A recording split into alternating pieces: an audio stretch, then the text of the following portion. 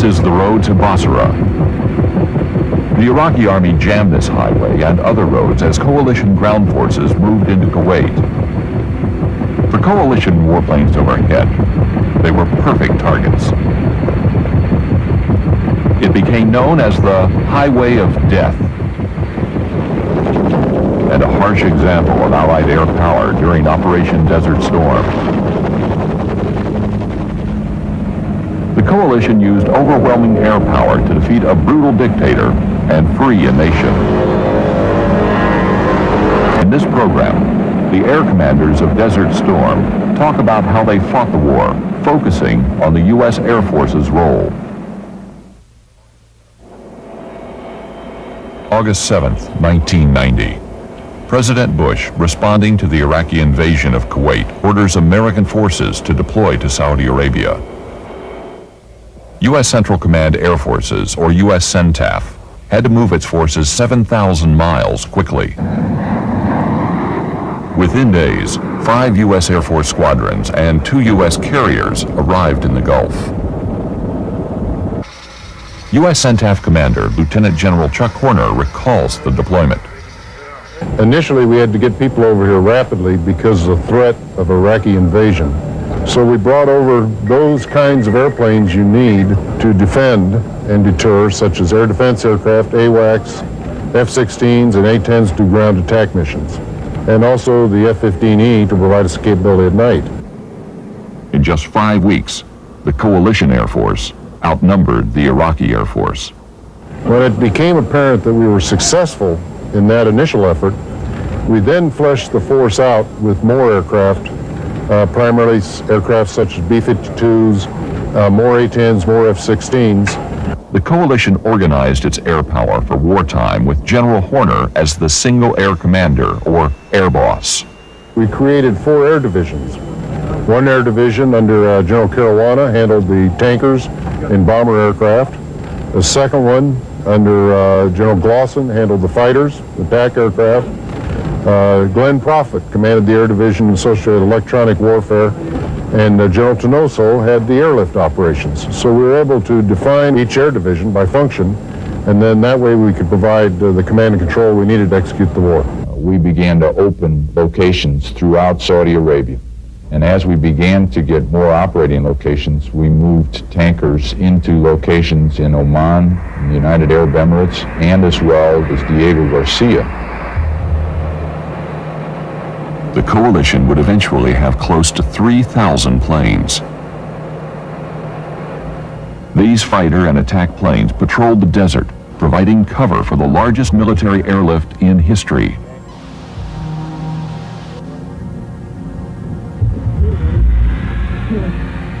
Airlift, the hidden part of air power.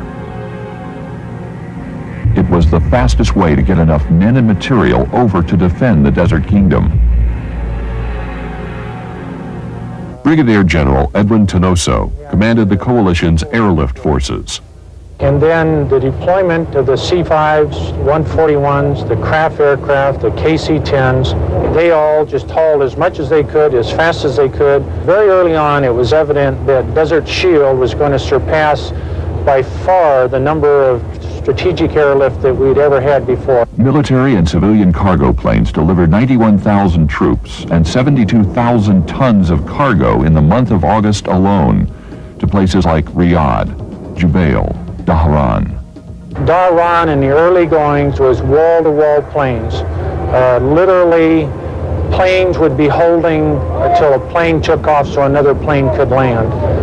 In November and December, after the president decided we needed more forces on, we actually went into a second peak. We went through the same thing, hauling maximum use of strategic forces to bring things into the theater.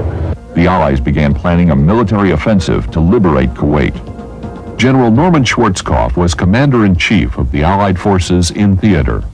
His concept for Operation Desert Storm called for an intense, massive air campaign to prepare the way for the Allied ground offensive. Fundamental towards any air campaign is the first job of any war, and that's seize control of the air. Experts from the air staff and major commands throughout the Air Force helped CENTAF build what many consider to be the most successful air campaign in history. General Merrill McPeak became Air Force Chief of Staff during Operation Desert Shield. Our target was the Field Army, deployed in the Kuwaiti Theater of Operations. Our mission was to expel that army from Kuwait. On the air side, our concept really is summarized here. First of all, we knew we needed to operate in Iraqi airspace, so he was going to have the home port advantage. We had to penetrate into his territory. To do that, we had to take apart and disrupt his ability to stop us from coming in. In other words, we had to disintegrate his integrated air defense setup. Brigadier General Buster Glosson was U.S. CENTAF's Director of Campaign Plans before the war and commanded fighter and attack aircraft during the war. Targeting strategy from the start was to take down his ability to command and control his military, whether it be in the air or on the ground. Of course, we were obviously most concerned about taking it down in the air to start with. The coalition would have to overcome Saddam's Integrated Air Defenses, or IADs. Brigadier General Glenn Prophet commanded the Electronic Warfare Combat Forces during the war. A basic IADS like he's got designed there is set up so that the SAMs have an envelope that you, at medium and high altitude, that you fly into. In order to avoid that, you go in low. If you go in low, you fly into his AAA. And he puts his AAA up with the redundancy that he had in large barrages, so basically you've got to fly through it. And then if you can avoid the AAA and avoid the SAMs, his fighters will engage you at other places in those FEZs I talked about in the fire engagement zone. That's the way it's put together. And, you know, it can be pretty formidable.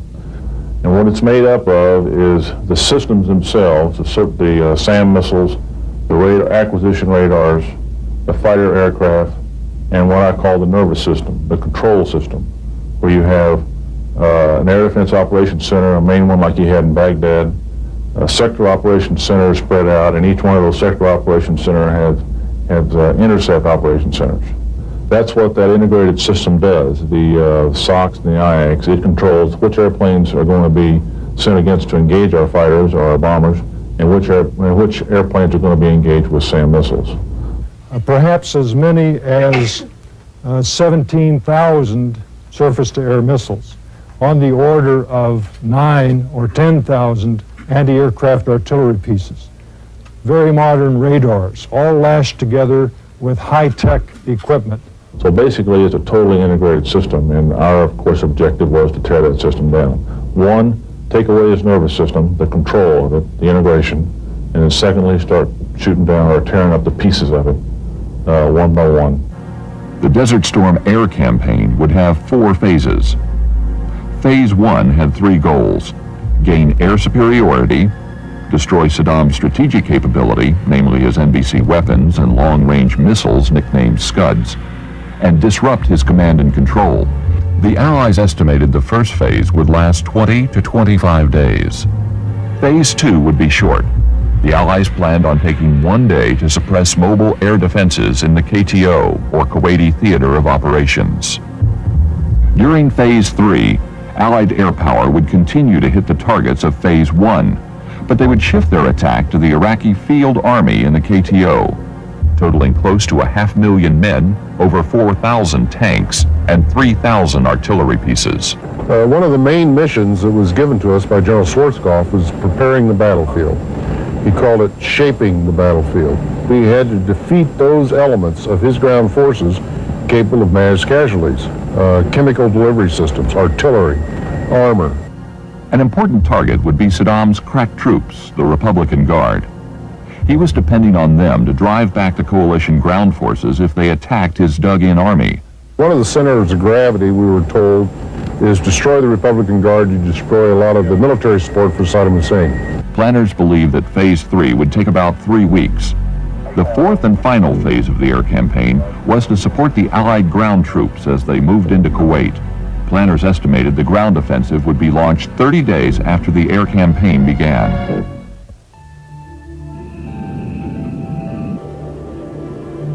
Now, the 28 countries with forces in the Gulf area have exhausted all reasonable efforts to reach a peaceful resolution, have no choice but to drive Saddam from Kuwait by force. We will not fail. Air attacks are underway against military targets in Iraq. The coalition waited 48 hours after the UN deadline expired, then began their attack. H-hour was 0300 on January 17, 1991. That was when the first bomb would fall on Baghdad, and when Operation Desert Shield became Operation Desert Storm. Over 600 planes were launched that night, from bases throughout the Arabian Peninsula, from Turkey, from carriers in the Red Sea and the Persian Gulf, from the Indian Ocean, from even as far as the United States. Now, to give you some idea of the order of magnitude, within the first 24 to 30 hours, we launched over 300 tanker sorties alone to support the strike package that went in through that period of time. There had never been any launch as big, a support package as big ever in the history of the Air Force that incorporated that many tankers.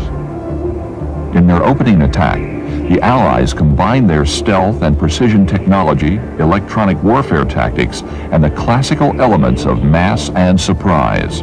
We had been here since August, and so he had seen every day an AWAC sitting up here and F-15 caps in defensive mode. So he was used to seeing that every day, as well as all the other Eland collectors, rivet joint, and those kind of airplanes. So he knew that was up there, and that's what we wanted him to see right up to the minute that the bomb started falling.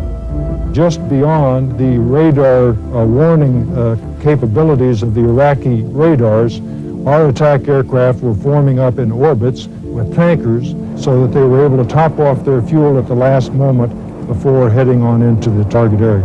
Although they numbered less than 3% of the coalition fighters, the F-117 struck almost a third of the targets on the first day. These stealth fighters led the attack, penetrating the Iraqi IADs unseen. The actual first step that was taken that one could not then stop was a TLAM coming out of a ship. At H-1 hour and 26 minutes, a Navy cruiser in the Red Sea launched a Tomahawk Land Attack Missile, or TLAM. Over 50 cruise missiles were launched that night. They would arrive 5 to 10 minutes after the first F-117 strike. The second thing that occurred, of course, was taking down the EW sites by the Special Ops Forces. At H-21 minutes, 8 Apache gunships, guided by Air Force Pavlo helicopters, took out 2 Iraqi reporting sites on the border. This helped clear the way for non-stealthy fighters heading toward western Iraq. The first actual bomb to fall on Iraq, that occurred at about 9 minutes before we referred to as H-hour. An F-117 took out the southern IOC that controlled the reporting sites. Stealth fighters then penetrated the heavy air defenses around Baghdad. We flew 32 F-117s right into downtown Baghdad in the first hour and 20 minutes. Their next target was the principal telephone communication facility, also dubbed the AT&T building. What we refer to as the AT&T building is really their central comm node in the whole country.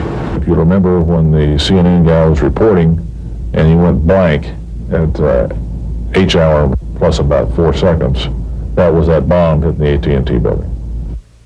At H-hour, F-117s took out the ADOC in Baghdad and the IOCs and SOCs in the southern part of the country. So right at H-hour, immediately by H-hour, his ability to see airplanes coming in from the south was degraded. The IOCs and the SOCs were taken down. His ability to communicate was taken down, and the city went black.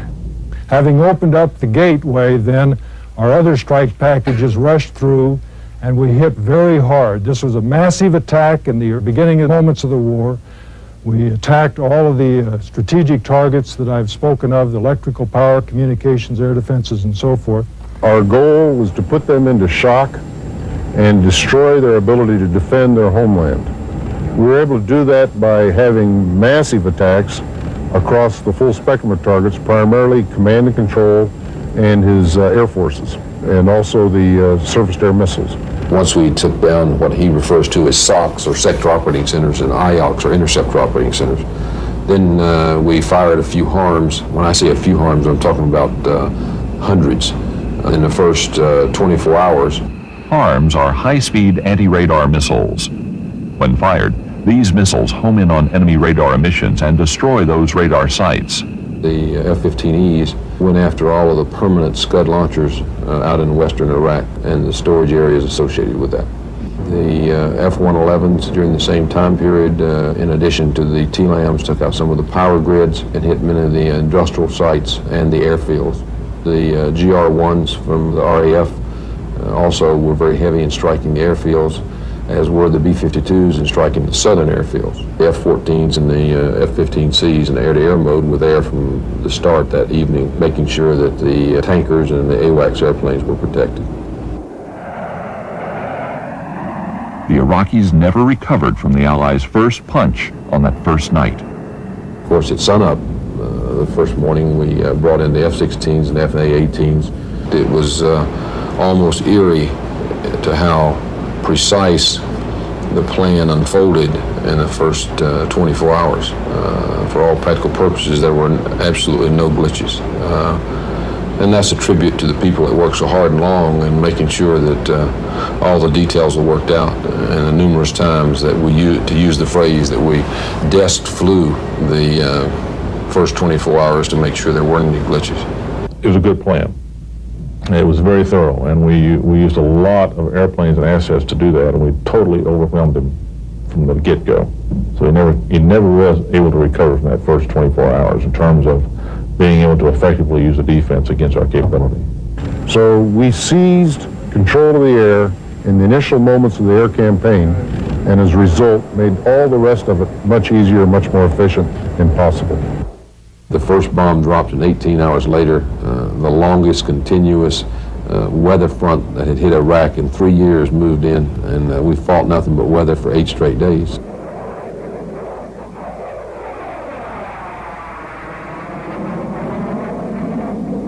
We intended in the first 3 days to take out all of his nuclear, biological, and chemical storage. The weather really hampered us in this area, and that was our number one concern, and that he'd go to those facilities and take the stuff out and start moving it around.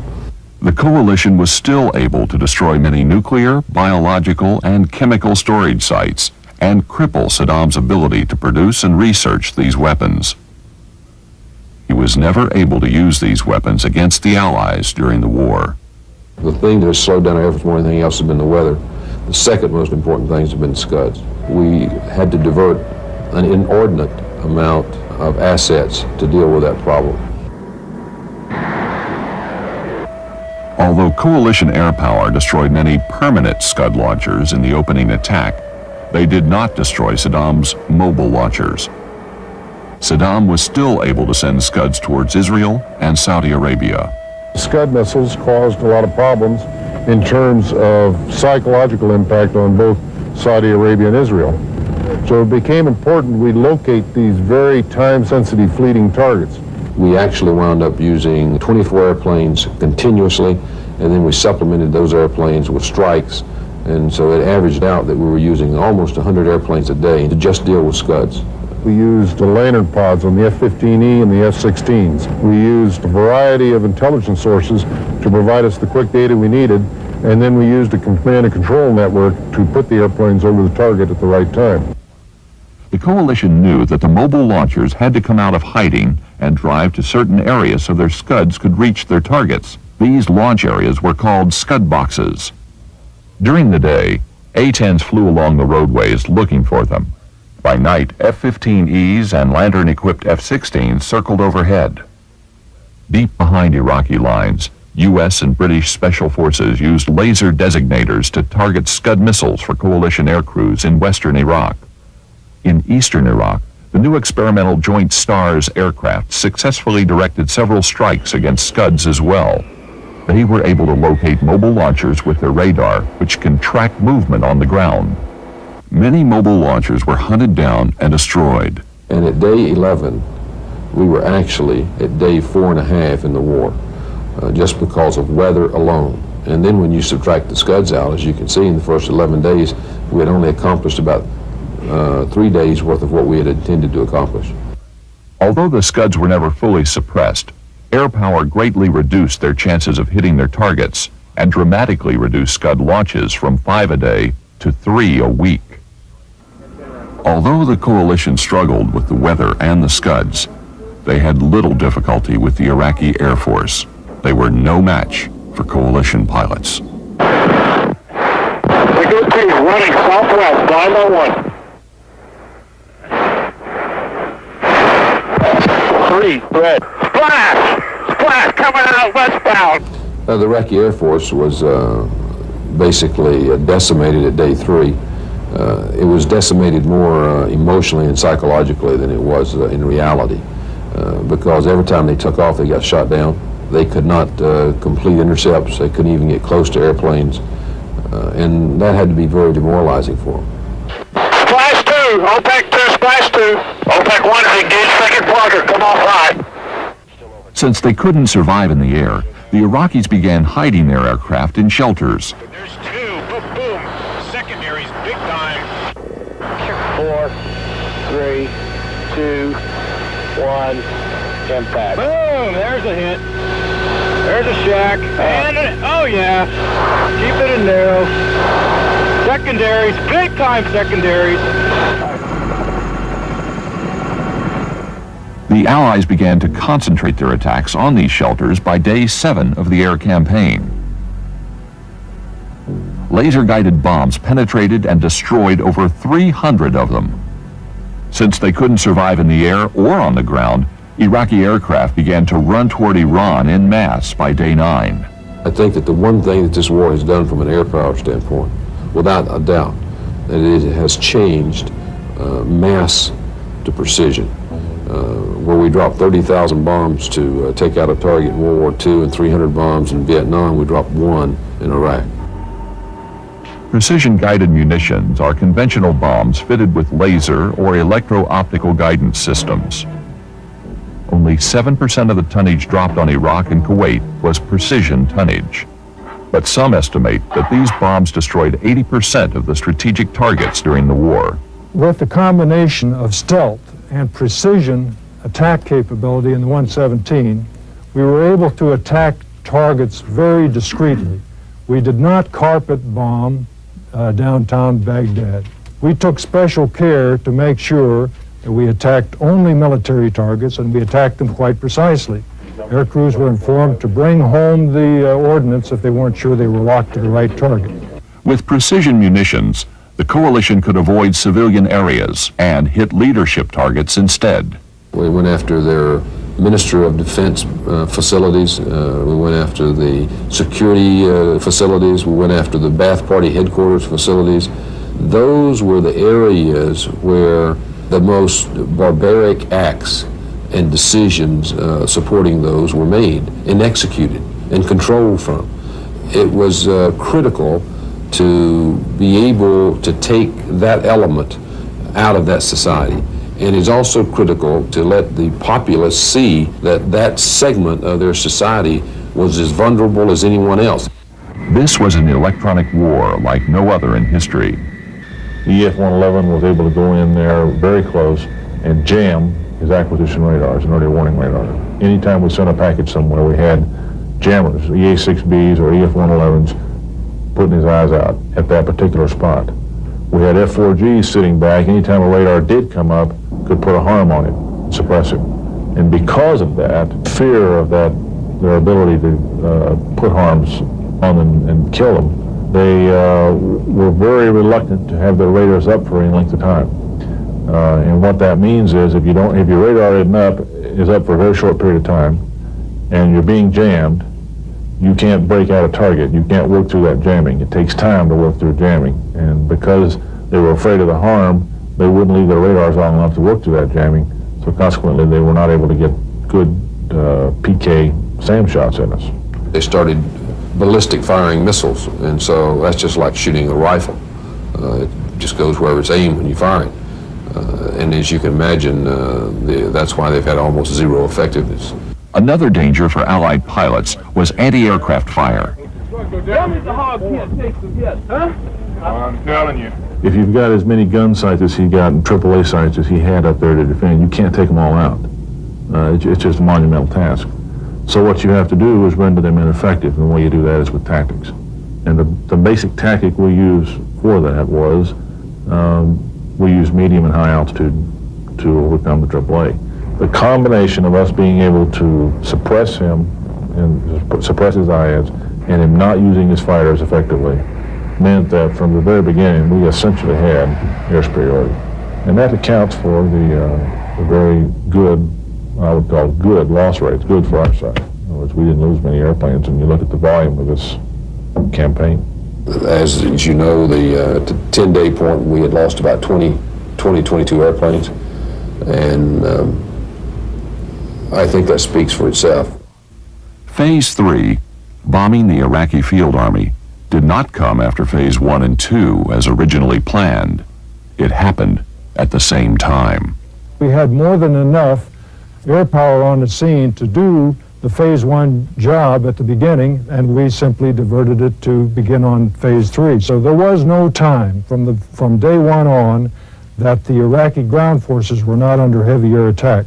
The Allies used precision weapons to take down Iraqi bridges, cutting off the army in Kuwait from reinforcements and supplies. On day 4 or 5, I put 11 F-117s and 4 F-111s, dropping precision bombs.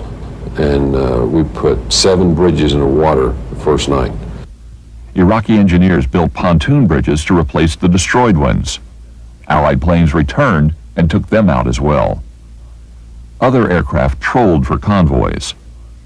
The resupply of the Iraqi army slowed from 20,000 tons a day to 2,000 tons.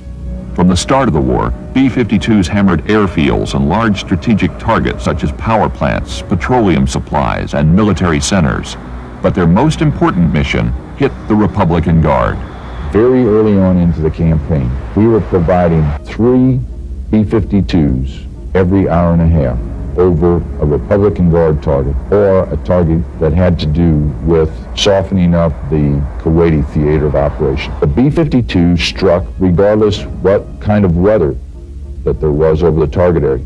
Secondly, we struck all day and all night without warning, without their ability to effectively mass a counter-air offensive against the B-52s. And as such, it was very, very effective, putting firepower on their equipment, their troop locations, their artillery, their tanks, and they could do nothing about it. And it was extremely demoralizing. Behind the bombs that fell and the planes that delivered them were E-3A Sentry planes, more commonly known as AWACS. These controllers choreographed the strike packages as they delivered their bombs on the Iraqi IADs, NBC targets, bridges, and now the Iraqi army. The coalition averaged 1 bombing mission per minute against Iraq. The focus became destroying equipment as opposed to destroying troops. Our initial intelligence of the forces in field was poor, and we were sending aircraft out to destroy, say, armor units, and when they'd arrive at the location where they were thought to be, they weren't there, and the flight lead would have a difficult time getting a valid target for his flight. So one thing we did is we put F-16s up over the battlefield. We called them Killer Scouts, and their job was to patrol a 20 by 20 mile box and find the targets in there, and then as we fed the attack sorties into that area, he was able to point out where the tanks were, and we could make our attacks much more efficient. We also did that at night with F-111s using laser-guided bombs, for example. Allied bombing was relentless. In the last 11 days of the air campaign before the ground campaign started, with precision weapons of the 111s and F-15Es, we destroyed in excess of 1,000 tanks. We destroyed in excess of 300 artillery pieces. At day 30, General Horner gave this assessment of the air war. We've had some tough times in the 30 days, particularly unusual weather in January. It was far worse than we had forecast, and it was only because we were doing so well in our counter-air campaign, taking down airfields and SAM systems, that we were able to maintain the schedule despite the loss of a lot of sorties, up to 50% some days with regard to weather. But I think more importantly, we've demonstrated that we've been able to dig out his forces in the field in Kuwait. We've had particularly good luck with our systems at night, the F-111s, the F-15Es, and the F-117s. In fact, I think their bombing accuracy is absolutely phenomenal. I think the yeoman's work is being done by the B-52s, the F-16s, and the A-10s in bringing large amounts of munitions to bear against him, and I think that's beginning to pay off. It has to be very difficult to be an Iraqi soldier and sit there night after night, day after day, and endure the pounding that he's taking. As is vividly described by one of the POWs, said the airplane that they feared most on the front lines were the A-10s because their accuracy, using the POW's words, they never missed. And when they're overhead orbiting and you're in a tank or with a group in a revetment, you didn't know if you were being picked out. So it was a very unnerving situation to experience and had a tremendous psychological impact. Despite Saddam's fortifications all around Kuwait, his flank in Iraq was weak and exposed. General Schwarzkopf wanted to exploit it. He had airlifters position thousands of troops and equipment for a massive Allied thrust through Iraq. One of our biggest jobs that we had over here was to move major elements of the 18th Airborne Corps starting on the day after the bombing started. For the first 14 days, we had a 1:30 scheduled into Rafah every 10 minutes, 24 hours a day.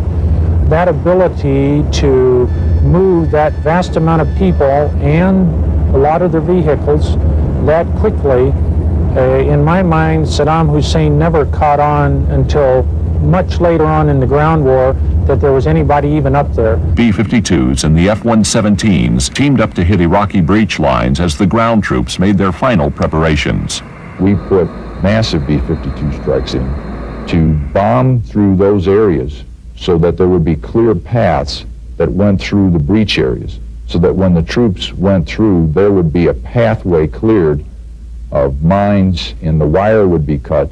The F-117s, with their precision-guided bombs, entered the battlefield, took out the feed points of the entire oil trench system that he had developed, that he was counting on to fill trenches and set them afire to make the breaching more difficult. It was time for the ground troops to liberate Kuwait. General Schwarzkopf launched the ground war on February 24th, 1991, 39 days from the start of the air campaign. The original Allied plan was only 9 days off schedule. Negative radar contact. Roger that, we're Garlic 1-3. Allied air power entered Phase 4, providing close air support. It's very difficult in a very fast-paced ground campaign such as this war featured for the Army to know when and where they're going to need close air support. So we created a system called push CAS.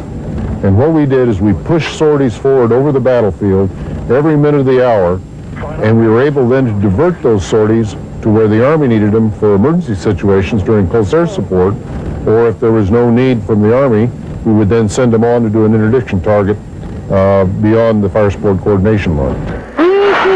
There's a CDU hit. I had briefed all of those division commanders and cavalry commanders before the war started, and I said, we will destroy a minimum of 50% of the armor and artillery before you cross the boundary or before you start the ground war. Based on what they found, I think there's no doubt in their mind or anyone else's that we exceeded 50% very significantly. One of them relayed to me, he said, I got to admit, sir, the majority of the tanks I shot in the radiator, which means the tank's running. The Iraqis were routed. They surrendered by the tens of thousands. One of the captured division commanders, when asked, how come you didn't use your artillery? And he replied, my artillery was destroyed by air 100% before the ground campaign started, and in fact, I called for artillery support from the division next to mine, and their artillery was destroyed 100% by air in transit to support my division. I will tell you my private conviction is that this is the first time in history that a field army has been defeated by air power.